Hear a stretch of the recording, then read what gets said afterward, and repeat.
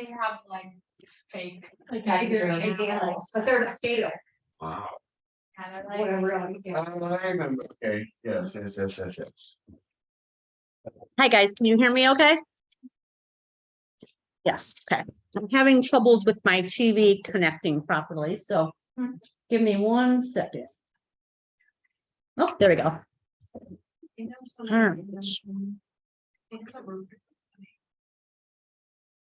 All right. Thanks, guys. Thanks for coming today.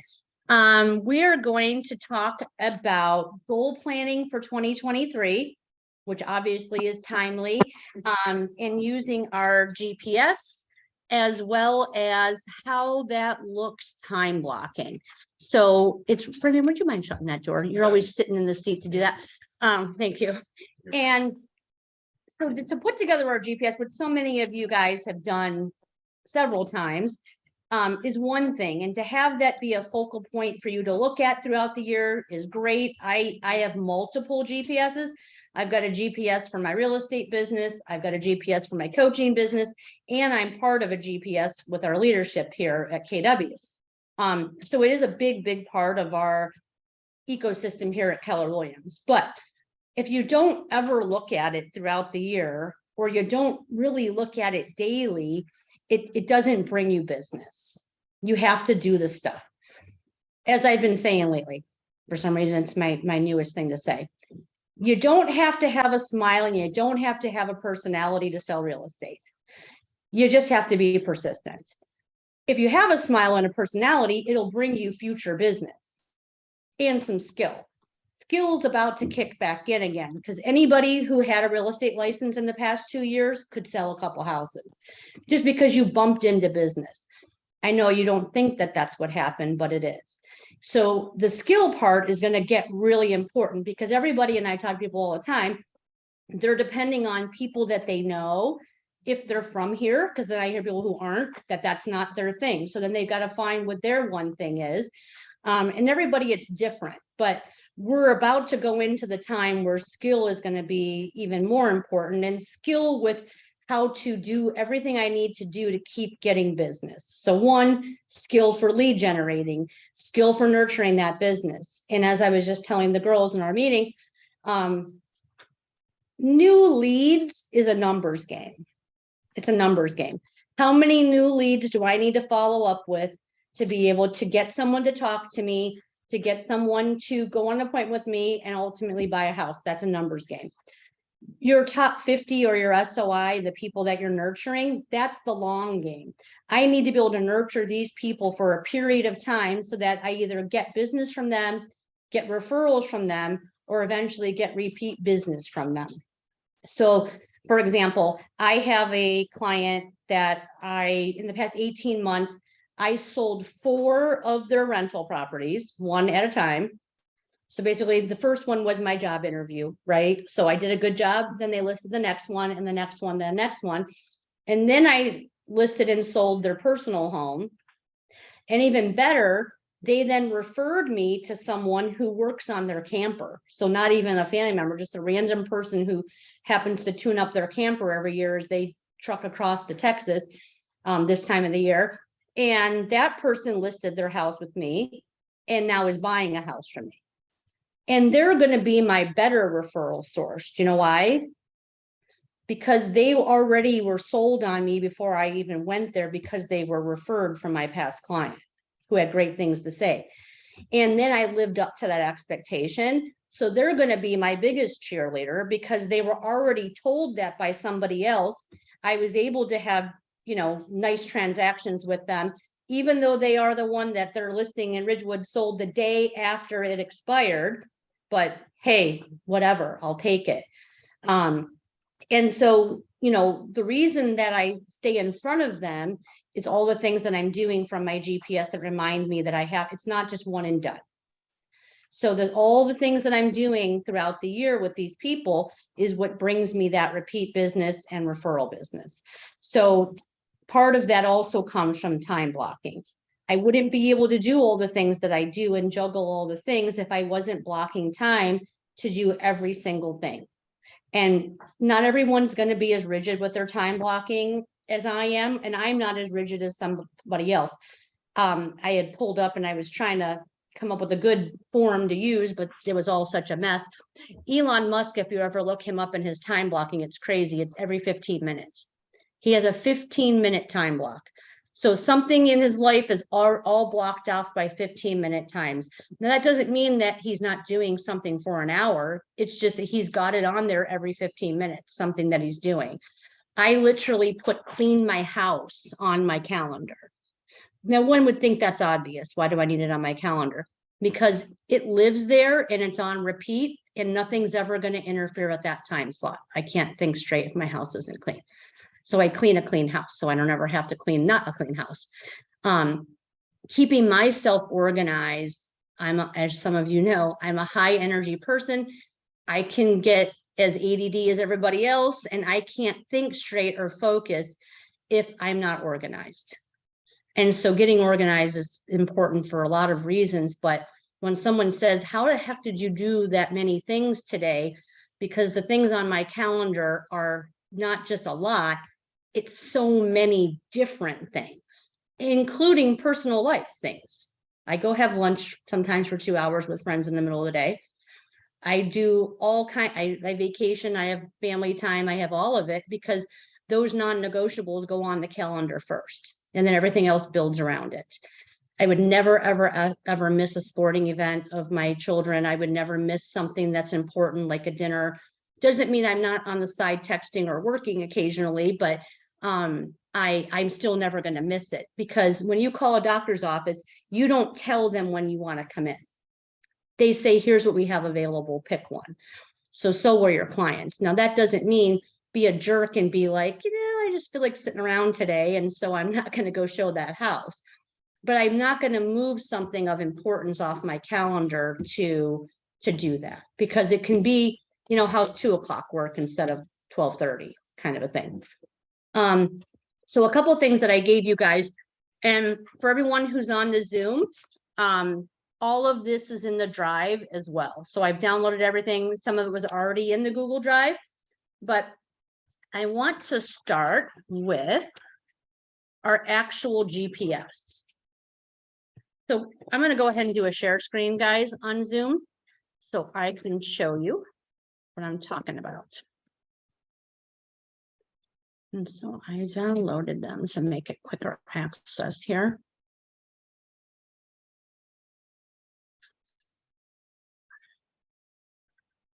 All right. So what I love about the GPS is it's basic. It's basic. It looks like, how in the world could this one piece of paper be your entire real estate business plan? This is your business. This isn't your job. This is not your career even. This is your business and you own it. And your entire business plan is all wrapped up basically on this one piece of paper. And I assure you, so is Gary Keller's. So this little bit of a generic, actually, I say that, not generic, kindergarten, someone said to me, a transfer agent from another company said to me once, what is this kindergarten piece of paper with all these square blocks on it? And that's so interesting that you would say that, considering Gary Keller still uses one.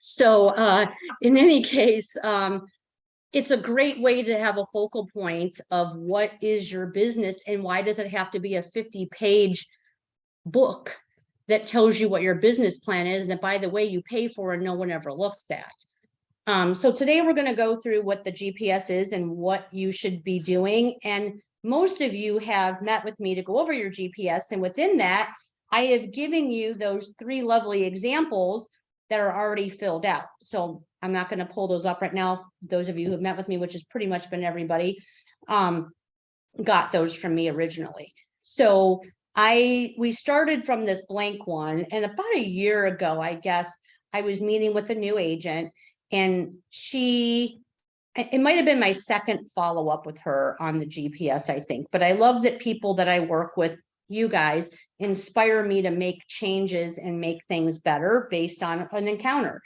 And so she said to me that she wanted to sell 40 houses this year. And this was maybe 2 years ago, year or two, can't remember. They all blend together lately.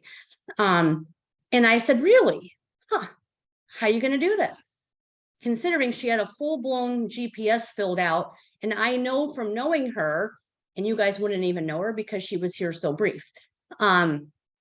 She never did anything. Not a thing. Not a thing. Sweet girl, I loved her. I had really high hopes she was in my downline. I really wanted her to do well. Not a thing. She never made a call. She never posted. She hardly ever came to class. And her goal was to sell 40 houses. Where did that come from? Where do you come up with that number and how are you going to make it happen? So from that meeting, and not to be sarcastic, it just makes me think, okay, as a coach, what have I done to stray you to think that you can sell 40 houses by doing nothing, by the way? So that inspired me to create the sample GPSs that you guys all should have. Everyone has one, yes? So the samples were 12 houses. So the main objective here was 12 transactions. And then I broke that down. If you sold 12 houses in our market area at the time, I felt like, let's be conservative, an average sale price of 150, which we know is much higher right now, but I wanted to be conservative. If you were on the 70-30 split, this is what you make. If you were on the 80-20 split, this is what you make. And that's all before expenses. That's before KW royalty, that's before coaching or any other expenses. By the way, coaching is an expense. So all of that would add up to what you would make at 12. And I did one for 24 and one for 36 transactions. Because that was inspired to me by the agent that I met with, who just pulled a number out of thin air based on how much money she wanted to make for not doing anything. So I wanted her to see, by me creating these with the actual figures on there, what it looks like and what the money looks like. But then all of your 3 main objectives were the same, and the strategies were the same too. They were just turned up the volume, because I didn't want you to think, or anyone to think, that it didn't matter what your objectives were or what the strategies were to sell 12 or 36. It matters the frequency. So back to the whole, you could have no skill, no smile, no personality, and still be a top selling real estate agent because of your persistence. If you have those other things, then you're going to be able to live in the fruits of your labor in the future, because then you'll get repeat business and referrals. That's why you need to have a smile and a personality, because you don't want to always work today as hard as it was last year and the year before and 10 years ago, because you're always starting from scratch, because you don't leave people with a personality that they want to continue to work with you in the future, right? Questions on that before I move on? So what I want you guys to do is, I want you to take that GPS, and if you haven't already, I want you to think about, what is that magic number for you next year in 2023? And you can start it with, this is the money I want to make. And please, for the love of God, don't put $100,000. Everybody just always puts $100,000. I don't know why. That's like, is that the top of the mountain or something? I'm not sure. When people say 6 figures, they still really are only thinking $100,000. And there's so many more numbers in 6 figures. You know what I mean? I like the more numbers in that. So I'm not saying the sky's the limit and be unreasonable. But what's within reason is, what time do I know I have to commit to my business next year? And more of your time is spent in doing the things that bring you business than working in the business. And as I was just saying to you guys, when you're counting buyer appointments or listing appointments, you're only counting new appointments. You are not just adding up every appointment that's on your calendar. You are showing a buyer 5 houses, and you don't sell that same buyer 5 houses. You sell them 1. So they count as 1 new appointment the first time. So you need to figure out what it's going to take to get enough appointments to be able to sell the amount of houses that you want. So everyone take a minute, and if you haven't already, write down what is your magic number for next year. And then, you can go back to that example that I have that tells you how many houses you have to sell to make that number later. But what do you think that magic number is for you? And anyone that would love to share, please unmute yourself on Zoom or in the room, just shout it out. I promise I won't make fun of you for it being too high or too low. I was one of those people who blindly said like 200,000. You're like, that's like 50. You said like a number, and I'm like, yeah, I probably should have thought before I spoke on that. Well, here's why though, to give yourself a break.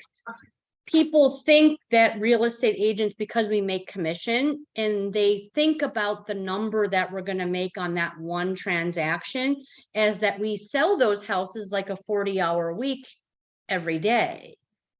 But we don't. We work many hours to bring that business to ourselves, and then work it many more hours to get it to come to close. And then that paycheck covered us for the whole month, basically. Because how about all the transactions that don't ever close, or all the buyers that decide to wait and never buy, or the listings that don't sell? So we're filling in the blanks with our paycheck. Some are paying for others, right? My time is being paid for from this transaction on that transaction, and so on. So it shuffles. But anyone have a goal they'd like to share? Net 60,000 next year, And so how many sales do you think that looks like for you? 30. Okay, it's probably more. I mean, you're gonna make, if you sold 30 houses, you're gonna make more than 60,000. So there's the good news. Yeah, it's like just looking at my GCI right now. So mine is net, and don't laugh, because it's 100,561 and 50. Okay, And what I did was, what I'm at right now, I have 2 pendings, but they're not gonna close till they close, because everything's. right, So, and I just did 150% of what I made this year. And okay, it turned out to be the magic number of what do I hope to make, okay. but it's actually. And that's a formulated. good way to do it. Yeah. When you have a year behind you, it's a good way to do it. So when I was at the Jeff Glover event a couple weeks ago, he said that when he was starting in the business, which was as an 18-year-old, he, after his first year, he could look at his numbers and say, now I want to make twice that and sell twice that. And I know what I needed to do to make the original number happen. So we were just talking, in Command, there's something called a CGI calculator, and you work your numbers backwards from it. So what that means is, if I sold blank number of houses last year, and I know how many hours and how many appointments it took and how many sales I had to have to make that, if I want to do that again, I have to now double down, guys, because we're moving into a shifting market. So next year, you're going to have to do twice as much work to make the same amount of money and make the same amount of sales, not to make more, to make the same. Otherwise, you'll be that person that creeps off, and you won't be here next year.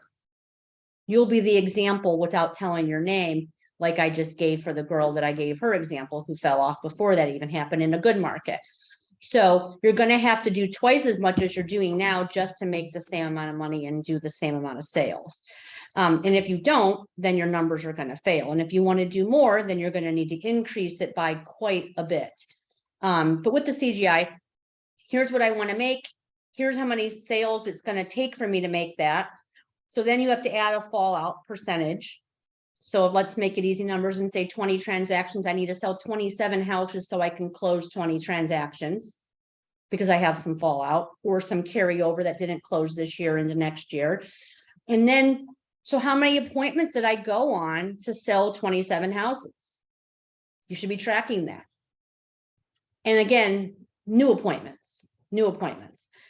And how many new appointments did it take for me to sell and close that many transactions? And then the backwards number is, how many phone calls and contacts did I have to make to get those many appointments? So Brendan and I were talking the other day, and he said he feels like he's ready and he's organized in Boomtown, and he's ready to spend more time each day on lead generating. And I said, well, rather than, we'll share with them what I told you to do. Do you remember? It was Monday. You were sitting on Dominate Your Week, and you said, I feel like I'm ready to spend more time lead generating. And I said, give yourself a goal. Yeah. So instead of like however many phone calls a day, just say, don't stop until I have an appointment or until I have whatever the goal may be. That's Yeah. right. So rather than just saying, I'm going to lead generate for 2 hours each day, put a goal on it. I'm not going to stop lead generating until I hit this goal. And the goal could be, I talk to this many people, or the goal can be until I get an appointment. And so that was one of the things that Jeff Glover talked about a couple weeks ago when he was 18 years old and starting in the business, and his TL told him, you sit in this office from 8 in the morning because you're coming an hour before everybody else as a new person. You're not coming less time as a new person. You're coming more time as a new person. So you're going to get here at 8 when everybody else comes at 9. And then at noon, if you haven't gotten an appointment, you're going to go out in that neighborhood right there and you're going to start knocking on doors until you do. And then you're not coming back to this office without an appointment. If that's what you need to do to sell the amount of houses you're telling me you want to sell, that's what it takes. So again, it's not about necessarily skill at that point. It's not about, gosh, how many people do I know? It's about persistence. And so that's what he did. That's what he did to get, as an 18-year-old, his business booming immediately within the first year or so. Was that's what his TL told him to do, and then he did it. And by the way, guys, this is what they're teaching you in Bold, and that's coming around again. So I'm going to put a plug in there for that, because that's what you're doing in Bold. Bold is not new information. I've heard some people say, I'm not going to do Bold because we just came out of Ignite. Two entirely different things, two totally different content. Bold is like the beginning of the year, and I'm going to start going to the gym every day and I'm going to work out. And I need to get my year started in good health and get, that's why people say at Bold, this is my 35th time being at Bold. Like, it's crazy the numbers when people go. By the way, there's a Bold that you can go to for free the first kickoff day. I would highly at least recommend you go to that one. But you'll see the numbers in the room of the people that stand up and say, this is my 25th time. And you're like, did they say 2 or 5 times? No, they said 25th time. And the reason why is because they use it like that. It's the beginning of the year. I'm going to get back to the gym and I'm going to get healthy again. And I'm going to learn to do and exercise the things I already know I need to be doing to get myself and get my business kind of kick-started. So it's not that it's new content or that it's the same as Ignite in any way. It really is just a great way to say, here's the things you need to do, and we're going to put it in motion and start those good habits again. Make sense? All right. So then we move down to the next section, which are the main objectives. So basically your priorities and the GPS, which is the goal, priorities, then strategies. So then you need to think about, what are my 3 most important priorities for 2023? And some of those could be what were on your GPS from last year or this year. What are those priorities? Examples of that would be always knowledge. And I love Shonda's new word for knowledge, which is development. I love that. I'm going to steal it. Development is partly knowledge, right? But it's developing your skills, and that never ends, by the way. We're all still always developing. We're always still growing. One of the things I learned when I came to KW, which clearly I didn't know when I was at Cutler, was I already thought that I was at the top of the mountain, that there was no more to learn. Do you know why I thought that? Because they weren't teaching us anything. And so I thought, I've sold, I don't know how many houses at this point, and I don't know how many people I put in houses. I already know everything. So I wasn't open to development or learning knowledge more because I thought I was already there and I was a know-it-all. Ever have a transaction with the Cutler agent, you'll know what I mean. Anyway, in any case, no offense. I was a Cutler agent for 10 years. But I really did believe that. And one of the things I learned here is knowledge never ends. Jose, who owns our company, who's been in the business for many years and has sold thousands of houses, is still going to classes. He still has a coach weekly.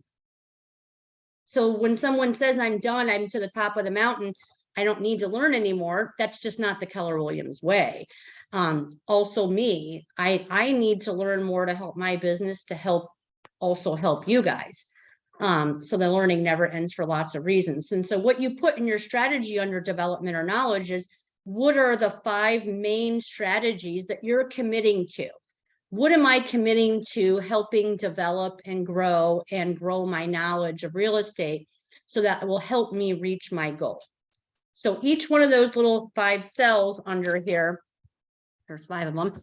And by the way, there's never more than that. You're focusing on these things. This should be pretty specific because your priority is a general statement like knowledge or development. That's a general statement. Here is where it gets detailed. And by the way, guys, that should be measurable. Every single one of these blocks should be measurable. Measurable means this: a frequency. We'll attend 2 classes a week. We'll read 12 books next year. We'll make, you know, if it's under building your database, make so many phone calls or add so many people to my database. Each one of those little blocks, you should be able to pick up and put on a calendar, which is why I like to do my GPS class alongside time blocking. Because if you can't pick, like in my mind, what I envision is a wall calendar, like, or really a desk calendar, but a big calendar. If I put it on the wall, and these were all sticky notes, that I can pick them off and I can time block where each of those things is going to be on my calendar. Like I truly envision that in my head. But thank God we have this wonderful little device that we can use Google Calendar, and it goes much neater right there. And I look at my Google Calendar more often than I look at my email, because oftentimes I don't know where my next appointment is until I look at my calendar and know, oh, that's where I got to be next. Or that's what call I need to make, or that kind of a thing. Or sometimes it's just simply a do your lead generating time block. All of the things go on there. And you can color code it. You can get as crazy with it as you want. I've got some things color coded. I would recommend, if you don't use a Google Calendar, start it on your computer and then open it from your phone. It's easier to start on the computer, especially if you want to do things like color codes and stuff like that. Just there's more available on your actual desktop than it is just on your phone. It's there, the information, it's just harder to create from your device. Another example of a priority is building my database. But remember, there's a couple of things about that. Marketing is something different than building your database, but they tend to have a crossover. The marketing is the things that I'm doing to bring me the names so I can build my database. So marketing as a priority would be post twice on social media. Like Zarice does events. So do 1 event a quarter. So when Zarice does his events, that's bringing him business or leads to build his database. So then the building your database would be add 20 people to my database a week or something like that. And all those names can come from so many different places. It can come from people from Open House. It can come from all the different things. It shouldn't just be one. It could be from events. If you don't want to do events, it could be from door knocking. If you don't want to do door knocking, it can just be from social media. I love that a lot of the agents in coaching have been doing these fun little $25 gift card giveaways for people to go on. I don't know if it was Zarice again. I'll say someone was doing vote for your best French fry. And that was the post.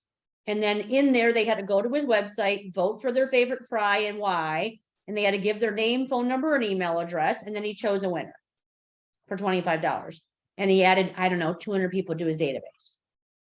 So if you don't have an SOI, or you don't have a place where you've got neighbors, or you don't want to market to your neighborhood, there's all kinds of different things you can do on social media for that. Let me also plug this in.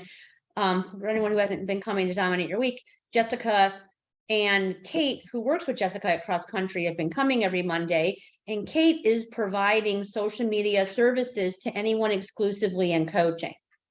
So the post that I just put on Facebook today was a post that was created by Kate that took me less than 10 seconds to post. So now I didn't have to create it. I didn't have to do anything but download it to my computer and upload it onto Facebook. But I did add the caption, which said, to learn more, go to my website, which is gina.findmynexthouse.com. So now there's my landing page. It's already created for me because I already have that website. Doesn't do you a lot of good to have the post without some kind of a link to some place so that you can actually see who's been looking at it. I don't care about the likes. I don't look at the likes. That doesn't, I can have 500 people like it, but no one register. Then it doesn't do me a whole lot of good. So social media is not under building your database. That's under marketing to build your database. Another example of a priority. Anyone? On Zoom, anybody like to unmute and share? Or anyone in the room? There's two things in chat. I don't know. Guys, unmute yourself. It's too hard for me to Yeah. manage the chat too. Oh, thank you. She was answering a question from a couple questions ago. Oh, Yeah. my bad, I just noticed it. That's okay. I'm terrible about noticing the chat when I'm trying to look at the people in the room and, It's too much. yeah. So please just feel free to unmute yourself and jump in versus the chat. Okay. A priority. That's on your GPS currently, or you're going to carry over from last year's priorities. I mean, for me, I try to continue to do this. I haven't done it every day, but I have done and talk to 2 people a day, like call 2 people. So, It's easier for me to call. so what category, so what priority would that, so that would be a strategy that you're committing that's measurable. So Okay. what priority would that be under for you? Oh, So I'm gonna say, is that partly building your database? yeah, I guess that would be one. Yeah. Okay. Right. Yep. Anybody else? I actually just, my copied officer Reese, bought a gimbal. He brought one to bowling the other night. I have a plan in place. I'm reaching out to. Is that contractors. device thing? Yeah, you hold it. but Okay, you also yeah. can sit on it can sit on the table, so. you I was can like, actually- Looks like something that take yourself came from a from, distance. yeah, I didn't know what it was. I won't say what I thought that it was. Still, they track faces. It's I so want- cool. Yeah. It is a Yeah. cute little device, but I was like, yeah. Lessons. But anyway, I'm going to be doing little snippets with contractors. Okay. So coffee with contractors and going to Nice. coffee shops and then also doing shout out Saturdays. I want to be start up just highlighting local businesses that I know Nice. and getting them actually on video. I want to get in front of the camera more. That is my goal for 2023. Get in front of the camera, video. It's all about video right It now. is. It is. I love that. I'm coming Monday on Zoom. Why is it all about that? People's attention? I just hate Just that. point it out. The deal, videos Thank you. People see pictures with me. No, that's annoying. So I'm just trying to say, it is annoying. It doesn't have to have your face on it. Be creative with it. You can do whatever you want with it. Well, here's the thing. I just saw someone video. She used to be an agent here. She moved to South Carolina and I just saw a video. And I looked at it because I was curious what she was up to in South Carolina. And she must be working for a new builder because the video was a tour through the new construction. She was not in the video in any way, shape or form, Okay. which surprises me because she likes being in front of the camera with all the selfies she puts. So, but in any case, she was not videoing herself walking through. She was just videoing walking through. Okay, So that's okay. Do okay. you know what I mean? But So, let me also give this, you can't do that without permission from the seller. yeah. Obviously, this was her listing, so don't be doing that when you're walking through showings or open houses without permission. Make a video with other stuff, I guess, content like the, but it's still a If video. it's your own listing, well, you just. If talk it's to your the- own listing, yeah. Yeah, I know you. No, just I'm read that kind of video, Like a. other than someone talking, like you just talk on it. Go ahead. Go ahead, Ashley. Just instead of doing still pictures, trade it into a video. That's Some right. music behind it. Well, and I've watched a lot of the videos. Pictures you scroll past quickly, so that's the difference. So to answer that question, the reason why people were into videos is because a photo you scroll past and you're not staying there very long. A video you're watching for 30 seconds or something. So you're actually staying there on their page, on their site, whatever, for a longer period of time. And it picks up an algorithm, you know it. If you even hover on Instagram over a stupid ad of something you don't even like, Yeah. you know, 25 more of them are coming. So it's the same. So that's why video is the thing, because you're there longer, you're engaged for longer than the second that it takes to pass a photo. Okay. And yes, I'm interested. I'm interested in seeing the silly little video with this damn elf and what he's up to these days, you know? Right? Like, Yes, exactly. Or wherever people get their creative juices out with that. So for sure. The brand off it, like I still watch the Guthrie Group ones, even though they're technically like competition, right? Like, they're still entertaining. Well, they have a video. They're videos, so. Every Thursday. Even, what was it, in 2019? doesn't matter when. I went to family reunion in Dallas and a guy there was talking about that when he was new in the business, which I think was under 5 years at that point, and what he had said in this breakout session that I was at, which was about social media, he said he hated making cold calls. He didn't want to knock on doors. He didn't want to do open houses. Matter of fact, he really didn't even want to show houses. I'm like, oh, okay. Well, I wonder how he got to be a top producer. In any case, he said, what I wanted to do, what I thought about one day was, what do I want to do and what do I like to do? And he said, it's travel. I like to travel. So he built his entire Instagram page around traveling and posting from wherever he was at, in front of this restaurant, on this beach, in front of this building, in this country. And he got this huge following on social media from his travels. And therefore, then those people he lightly dripped on with real estate, that became his database. So do what you love and then incorporate that into your business. And as I always say, sprinkle in the business, and then you'll be able to have people following you. And it doesn't cost you anything.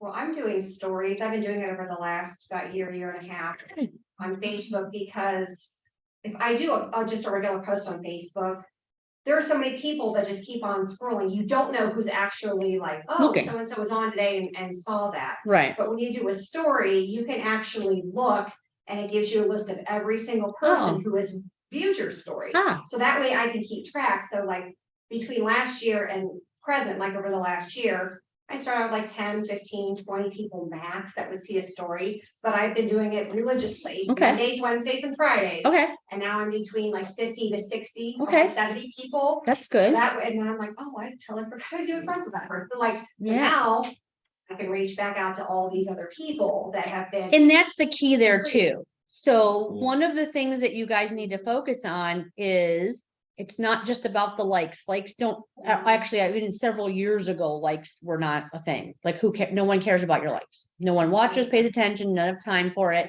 You don't even see them all anymore. If you scroll, they're not even there because they're so unimportant.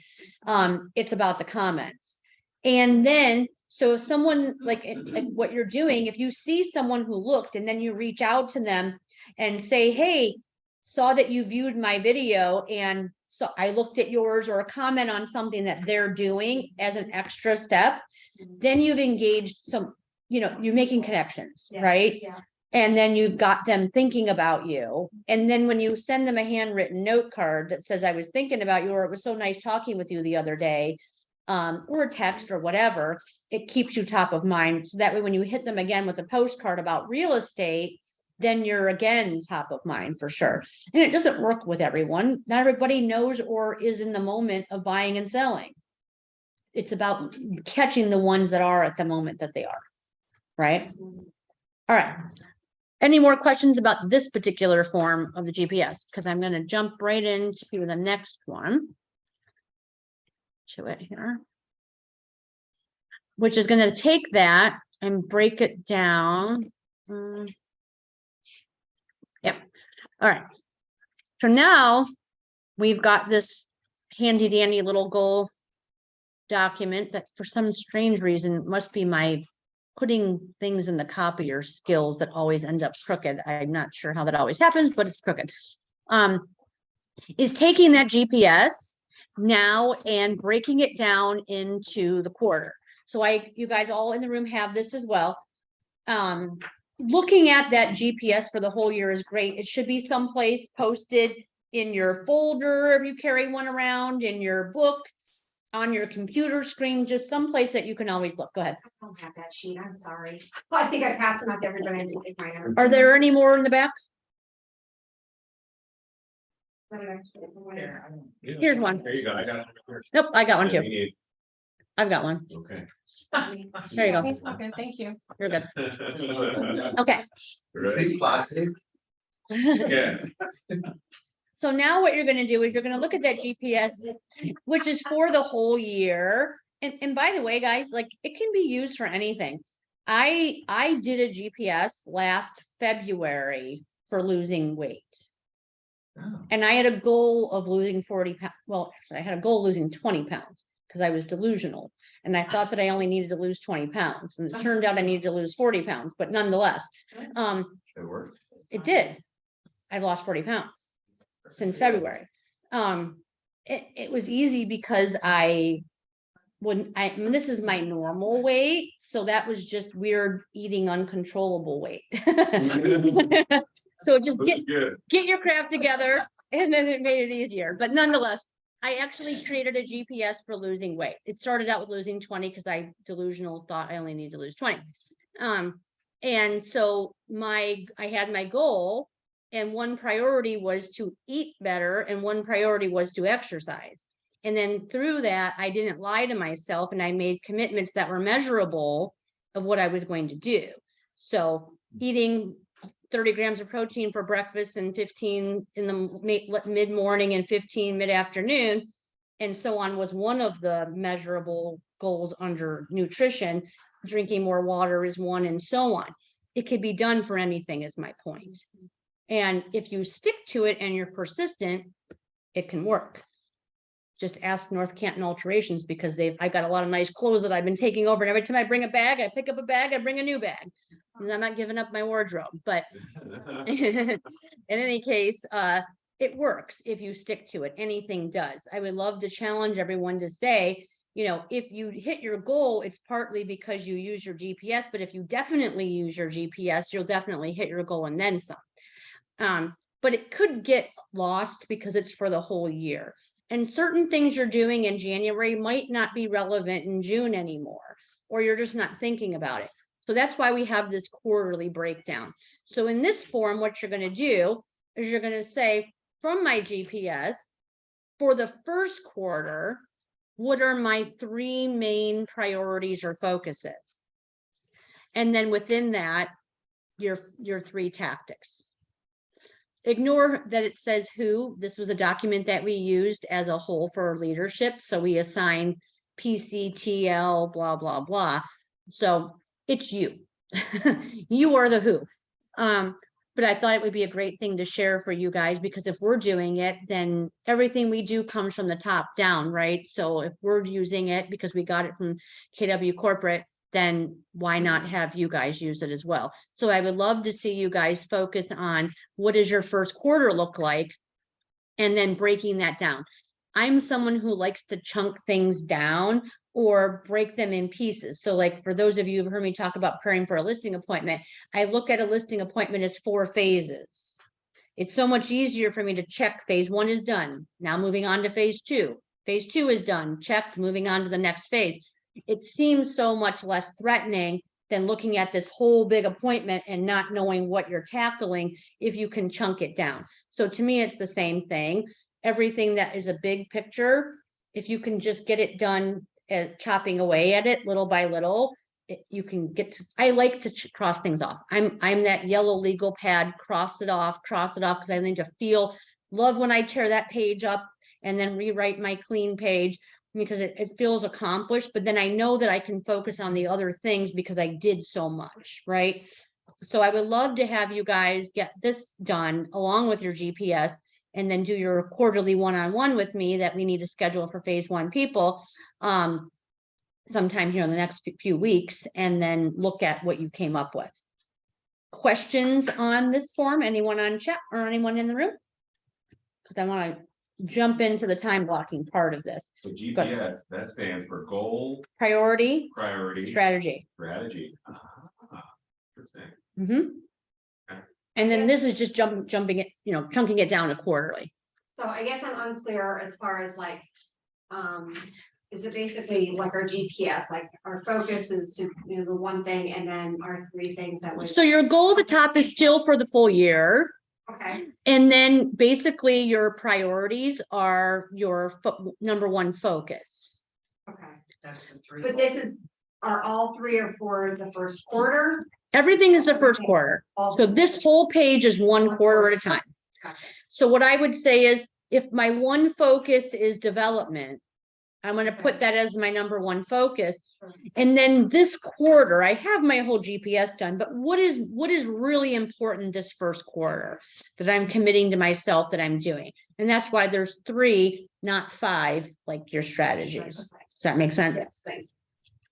You can even take this a step further and, let's see which one it is. But we're taking that, those focus points come from the strategies, not. from- Your focus is your priority.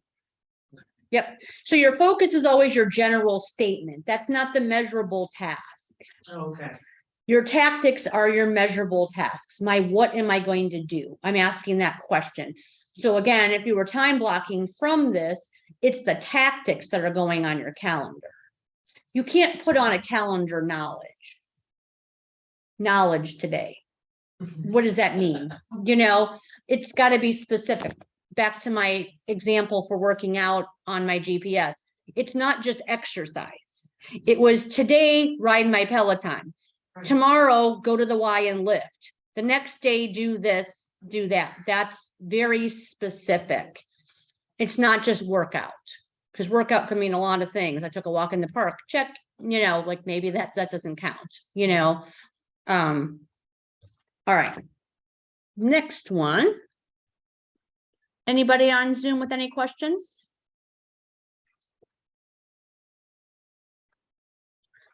So the next relevant thing, what we can break it down to, is your 411 action worksheet. And on this one, again, you still look at your yearly goal, and now you're chunking it down to your monthly goal. Let me remind you guys, every month is not equal. So if I want to sell 12 houses, it really isn't one a month. It could be 0 in January, 0 in February, and 3 in March. And you should know what your calendar is. So after you're in the business for a year, if you're tracking it your first year, you're going to know. I know my busiest season is always the second half of the year. The first half of the year is not my busiest time, which really kind of sucks for me because I always cap right now. I just capped on my last transaction. And now I'm entering my slowest time of the year. So my busiest time caps me, which is great. But then I've got my slower time, just notoriously for me, is that second half. And I think it goes in waves, and some people are just on totally opposite schedules with that. It's probably the time invested. So what I'm doing the first half is ramping up and doing all the things, because the beginning of the year gets me kick-started into doing all the things I should have been doing in June when I was busy and I started unwinding and just floating through the sales instead of continuing to do the lead generating, which would have then brought me business in January and February. Does that make sense? So to be able to take those goals and know, like, I don't track it as closely as I used to, but I used to be able to say, in January, my goal is to sell this many houses. In February, my goal is to sell this many houses. In March, my goal is to sell this many houses. And it increased as we went through, because I know what months are my slow and my busy. And then it really picked up the second half of the year. I always have way more closings August, September, October, November than I do the beginning of the year. Summer is not the busy season.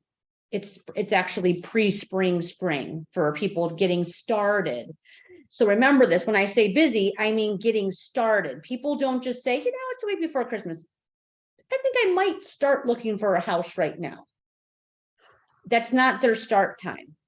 It's usually, you know, weather's getting nice, might be a good time to start to list my house. And those are the new business, even though you got to capture them, because then 3 months later is when you're going to get paid. So good news that we're entering into that time. That's when the new business is starting to pop more. And then you just have to be the one who's in front of them. By the way, guys, another thing to think about is, we've talked about this a few times. I am going to do another vision board. We had a really nice group activity. Do you remember that? Were you here last year? Yeah. We're going to do another vision board in January. Something we always do at the beginning of the year rather than the end of the year. I'm not sure when or what. We'll figure it out. It's usually fun. We usually have pizza, make it a several hour event. And one of the things on your vision board to start thinking about is what your word for the year is going to be. And your word is basically your big why or your main focus. Just a word, not a sentence, a word. So like my word one, would you say? Ferrari. Hey, is Ferrari motivational for you? Absolutely. Okay. So now I know the answer to your question in your social media, which was you Oh, asked yeah, oh, right. Ferrari and Lamborghini. Although, did you watch the movie Lamborghini? Is it out? Yeah. Oh, man, no. Yeah, it's really good. About a Ferrari? No, the No, it's movie's called- called Lamborghini because The documentary. Fabrizio Lamborghini is his name or something like that. Yeah, it's really good. Anyway, it's very inspiring. He's in Italy, yeah. From the 50s or 40s or something like that, but it was a really good movie. Anyway, so that's fine if that's your focus, but basically, let me give you the definition before you shout out your word. Yeah. So I don't know, a couple of years ago, my word was intentional. So that everything I was doing was intentional. Another year, my word was focus because I needed to focus more. This year, my word is connections. And the reason why that's my word is because I feel like that's all I ever do is make connections, making connections with people in houses, making connections with people in coaching, making connections with people with lenders, making connections with people with home inspectors, making connections. So my word is connections. So does that make more sense? Now my goal would be Ferrari, but my word is connections. So by making more connections, I could focus on what my focal points are, which are the things that I want to achieve. And that word helps me ground myself to connect that. So like one year, my second year of coaching, my word was purposeful because my first year in coaching was kind of loosey-goosey, meaning I didn't know what the program looked like and I just was really faking it till I made it. And then my second year was purposeful because it took everything that I was doing in the first year and made it way more purposeful, which then gave me way better results the second year.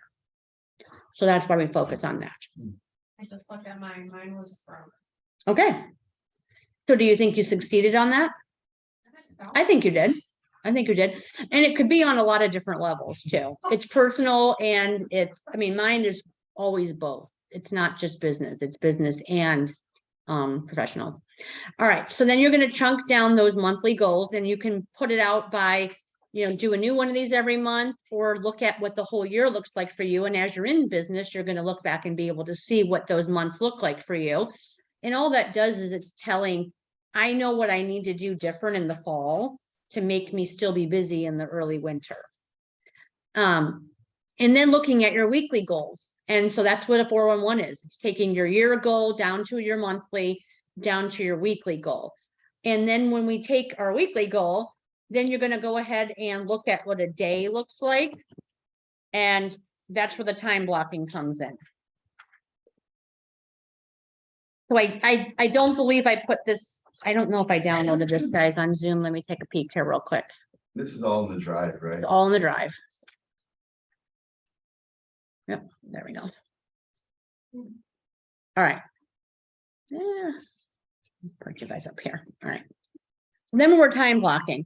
And give me some examples of what you guys use for time blocking. Anybody? Literally in my calendar, 11 new work boom templates. So what are you using for your time blocking? Is it Google Calendar? Did you start? No, just like the calendar app. Okay, so you use your calendar app on your phone. Yeah. Okay, gotcha. What else? Anybody? You use your planner, okay? A lot of people do use the planner. I use my Google Calendar, but kind of instead of a planner, I've got my yellow legal pads of notes, mostly because I have horrific handwriting, which anyone who's ever seen my writing would say, yes, in fact, you do. I don't always even have the ability to read my notes because it's so bad. And that's even when I'm trying, and mostly it's just because I write too fast. Hence the talking too fast and everything else I'm doing that's just moving too fast. But so that's why I like to try to use my phone more because I voice text it. So sometimes I have the wrath of that. For those of you in the chat that know the crazy stuff sometimes that I say in the chat, Devin was like, can you give me Linda's phone number? And I said, who's Linda? And he said, oh, you said Linda. Did you mean lender? And I said, oh, yeah, I must have said lender. Cause I don't know who Linda is. So sometimes I voice text myself on my calendar and it says weird things too. So I need to worry back on my focus. Maybe my word should have been focus this year. Or read the text before I send it, strangely. In any case, whatever it is that you use, the point is this, there needs to be something. There needs to be something. Even if it's the desk calendar that you get from the title company, whatever it is, it needs to be something. It needs to be accessible. It needs to be with you at all times. Because a lot of the work that I do is from my car. I'm driving and I'm making calls, or I'm, stopping at the traffic light and I'm voice texting somebody. And I stupidly, the other day, was at the light at Fulton and by Fisher's there on Fulton, going through the neighborhood, which if I would have went straight onto Frank and I was turning left, so the oncoming traffic gets an arrow first, right? We don't, we're still red light. Have my little phone thing here and I'm voice texting, looking at my phone because I'm not holding it. It's in my nice little handy dandy WeatherTech holder. And I also, let me add this, there was a police officer behind me. And I'm especially cautious lately because I've been getting pulled over a lot and I keep getting warnings. So I've lived my last 9 lives, right? So I'm like, oh, be on your best behavior. And you're not going to get another warning, So he's behind me and I'm sitting there and I'm voice texting someone who I needed to talk to, where I was answering one of your guys' questions and it wasn't you, thank God. And because I saw the oncoming traffic go and I wasn't looking at the light, but I was answering someone's question, I gun it right through the red lights. With the copy? With the cop behind me. What are those? And then I say, holy, and I'm cussing a lot, and then I send the text. So the person who got the response from me was the answer to their question. Yeah. And then a lot of holy crap, what the hell? Oh, I'm so stupid. But here's the best part. The cop comes through the red light with me, of course, as he would, because I went through, I was at a stop and I just went through the red light. He followed me through the red light and I'm like, okay, he's gonna pull me over. Just go over to the side. He goes right past me. Wow. He wasn't paying attention. Yes.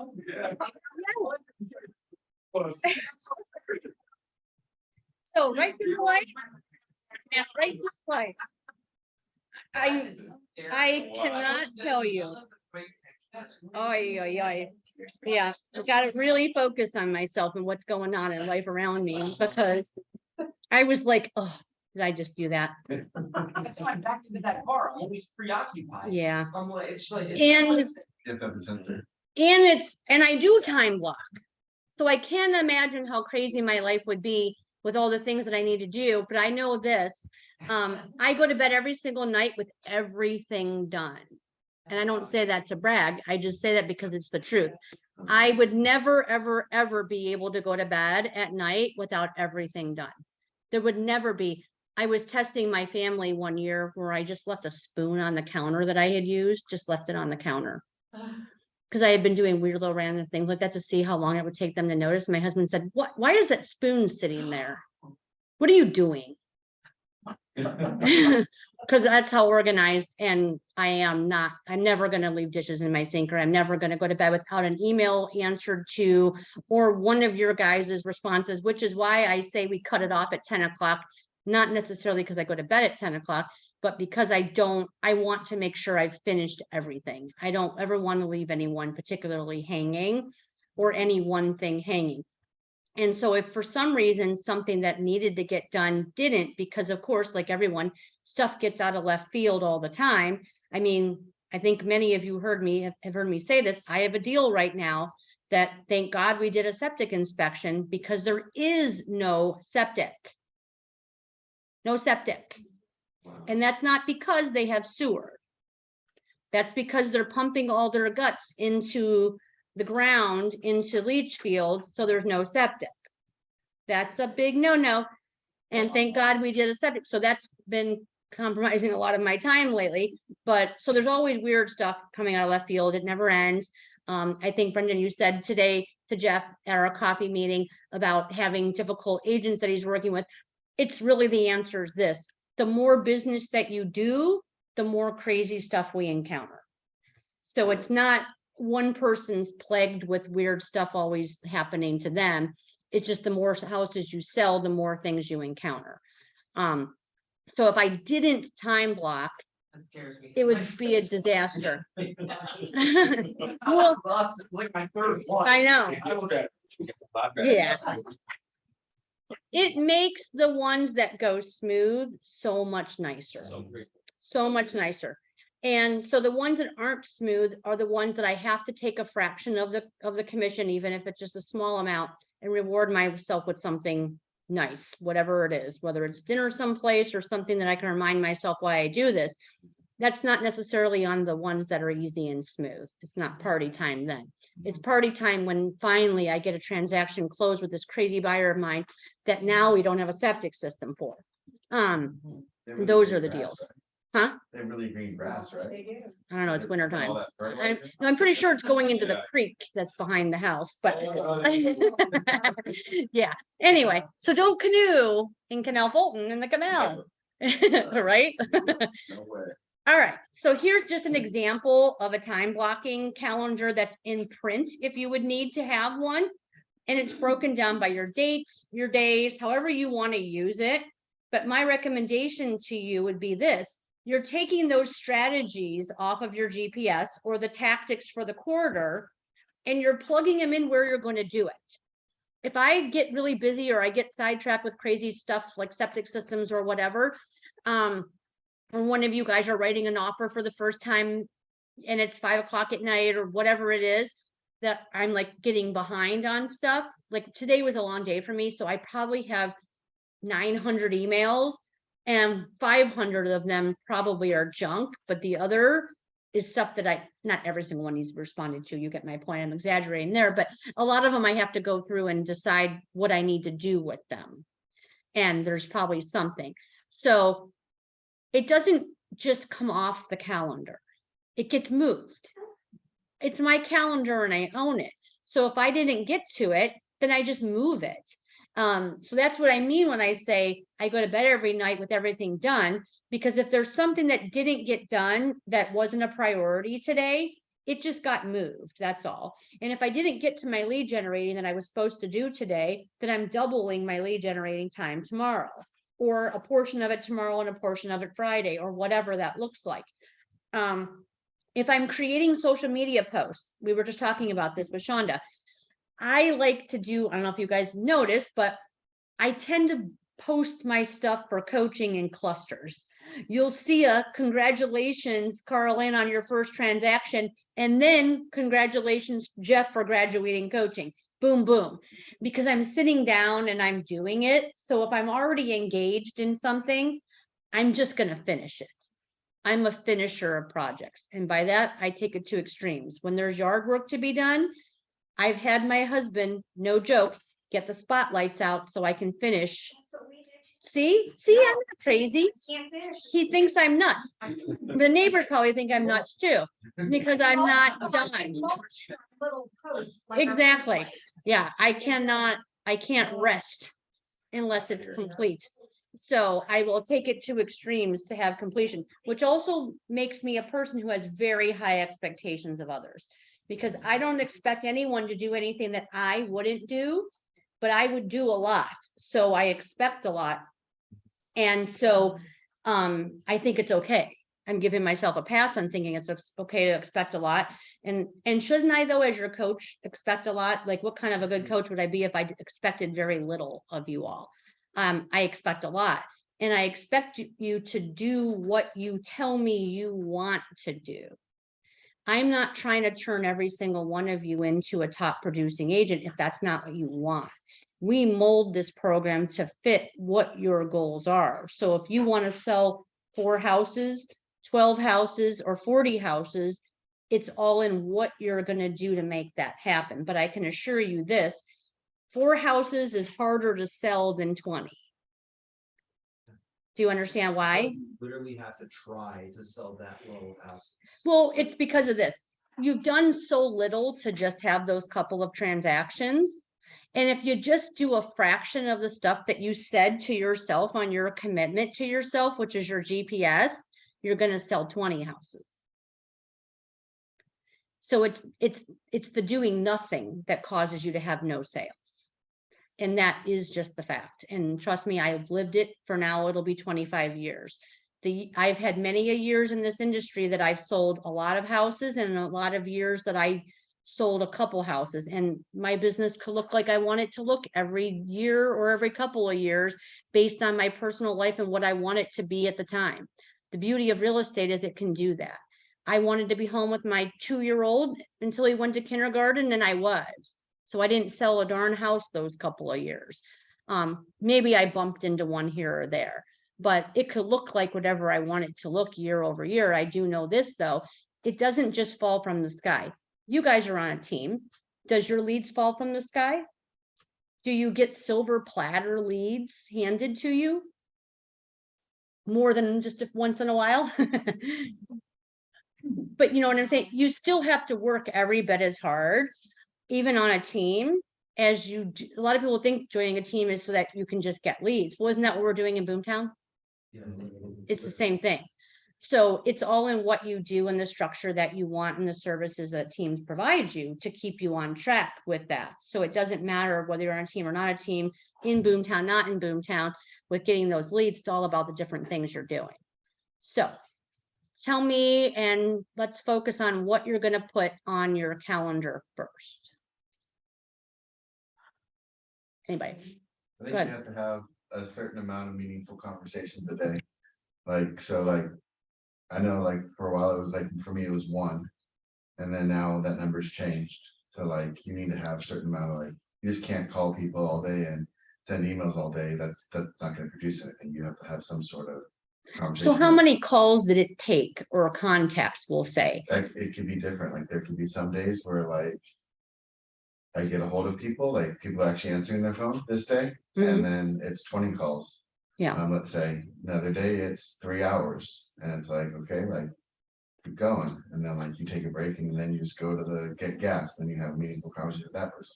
What are you doing? Selling in the home, trying to sell some homes right now to start a conversation. Yeah. And that could lead to a meaningful conversation, but and so I don't like necessarily time block for like 1 hour on calls. It's like until I get to that goal. It's like, okay, today it was this. That doesn't mean tomorrow it's gonna be like that. Right. So for you, you think one meaningful conversation a day has been able to bring you the kind of business?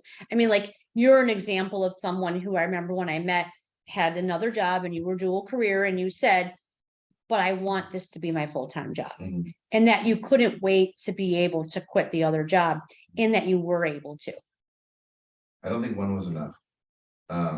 I think it was when I started with like multiple, like I need to have 3, because then you start to get homes under contract, and then you have 1 fall through. Right. And then you find that, oh, getting to close is a lot harder than you ever imagined. Like, oh, we were really good clients back when like my home transactions. Yeah. So like now the number is like 5 because the market shifted. And I Right. could have a meaningful conversation that is gonna be meaningful in March, when this person is now in the springtime, and no matter what I say about you don't have competition, so like now it's a 5. So I think it was a shift of like, is 1 conversation enough a day? Like, it was enough for me to get stuff under contract Mhm. and like start building some momentum and learning, but it's multiple. And now I'm like 5, and I think 5 is not enough right now, because And would you consider a meaningful conversation even be a text message or just a phone? yeah, some people, like I have a guy under contract, I don't think I've spoke to him on the phone. Okay. When I call, he doesn't answer. Right. And I don't, it's just how, like, he runs his own business, so like I work on his time and he works on his client's time, so like there's not a lot of times, but he's not flaky, like he's a 10 out of 10 on signing dot loops. Yeah, nice. Like, I'm like, you're great. No, So I love my textures. yeah, Yeah. because and the people who I talk, like, and that's, I was talking to my scripter, he's like, what's changed lately? And I'm like, I'm just not having the conversation, I'm not as comfortable as I was back in the few months. Like, there was a gap like from middle October to like middle of November, I didn't get anything under contract. I wasn't get, my lead flow wasn't working. People weren't calling back. It was, I'm waiting, I'm waiting, I'm waiting. And it showed because like, he's like, you don't sound confident like you used to. And I'm like, well, thank you. Because you're lying to me, you're not helping me. Right. But it was that, so it's just a matter of, kind of, I don't know where I was going with that, but. Like, It was your contacts a day and you've increased it. right, and it's, yeah, it's how that person wants to communicate. So like, Right. you know, I go on Boomtown, if they're not responding to texts and my calls, but they're opening emails and responding to those. Then I'm emailing them. Right. Like, it's not, they're the customer. Yeah. I'm just here to like find the avenue of the sale. I can email you all day long, I can text you all day long, and I can call you all day long. As a consumer, as we all are, consumers of lots of things. Right. I don't know why, I don't know if you guys get this too. ADT is on top of it. Anytime any of you have a closing, Mhm. they call me. Oh, you're getting. ADT. Security? Yes. Oh my gosh, constant, yeah. And yeah. it's not even my closing. So if I was on the agency disclosure, or I don't know how the hell they even know, it's not my closing. I don't even know the address they're talking about, and maybe it's a lie, maybe it's not even, maybe it's a hook to get you to think, I don't really know. But they'll say, congratulations on your closing over on 7th Street, and I'm like, yeah, I didn't have a closing on 7th Street. What they're calling about is they want to know if I can call my client and see if they want to get ADT, blah, blah, blah, whatever. So they are definitely on top of it, but what I'm gonna say is this, I'm so annoyed with them, it drives me crazy. I don't have that client. No, I'm not calling them. You call them yourself. You're not getting the number from me, whatever. And if you want to do something for me at ADT, maybe you'll give me a discount on my own service, because I am a customer. So that's what's important to me, not your stupid $50 referral for giving you someone else's client's phone number. But nonetheless, what the most recent thing he said to me was this: thank you so much for answering. Just out of curiosity, what would be your most preferred form of communication? And I said, text. Please text me. Stop calling. You're going to get a better response out of me if you text. So now I would rather, because he's not going to stop. There's a handful of them, but I recognize their voice and their name now. They're not going to stop. And so, and I'm sure it's the same person in our area or whatever. But the point is, I would much rather have a text that I can just say, nope, not mine, or whatever, than to be having a voicemail that I've got to delete, which now I have all these too many deleted voicemails and it says my box is full when I don't have a box full. But yeah, so I prefer text that way. You guys all know too. Sometimes you're going to get a better answer and a quicker answer from me in a text just because I'm in a meeting or I'm in an appointment or I'm someplace where I can't just pick up the phone, but I can go on my watch here and give you a quick response, you know? So asking people, what would you prefer for communication is a simple thing. And then you make a note and then you follow through that way. So let me ask, who's going to time block? Okay. Okay. My words, and she asked me time. Yes, yay. I see those on Zoom, yes. And the importance of it. And again, the key is this. And so let me just give you a couple little tips on, and I probably could pull up my calendar, but I won't waste the time. It starts with personal stuff. So for example, when my son played football, every Friday night was already on there throughout the whole football season, already on the calendar. Anything that I want to do that's reoccurring, I check the reoccurring box and it reoccurs as frequency that I want it to. I then go to our Keller Williams CHS calendar, and then obviously any of the classes I'm teaching are going to go on there, but also any of the classes that I want to attend go on there. And then any of my meetings go on there. And then I build everything else around that. And I don't put every phone call on my calendar. Don't get me wrong. I remind myself to go into my Boomtown and do my to-dos. But if there is a specific person that for some reason I need to call on Tuesday at 3, I might put that along with their phone number on the calendar because it's easy just to click, because I could be someplace or driving in my car and I've forgotten, and now I don't have my computer to look up who that was or what their phone number is. That was like an urgent scheduled call. So there's a difference between calling your database or calling your follow-ups from Boomtown than I schedule a call to talk to Brendan. And I need to call him, so therefore I better put that on my calendar, because I probably will forget. That's not just a to-do. Right? All right, questions about any of that, or on any of it, anything, questions about GPS and on your quarterly GPS, suggestions about any of that? Any other questions about time blocking or how that's gonna help your business? All right, guys, thank you, guys. Yeah. So,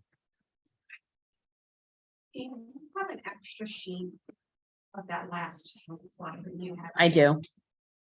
Hold on, get into here so I can stop share. We'll have fun at that open house. It's my Oh, yeah. in-law's, birthday, so we're gonna go visit her at the place that she's at. But I like to go to a $4 million house up here, because that's like Right. 16 million back in California. Oh, right. Yeah, Right. well, what ways? Jackie Wickham's, that was 725,000. I'm like, Sure. it's on water. But That's also that's a $3 million home back there. a full secret stuff.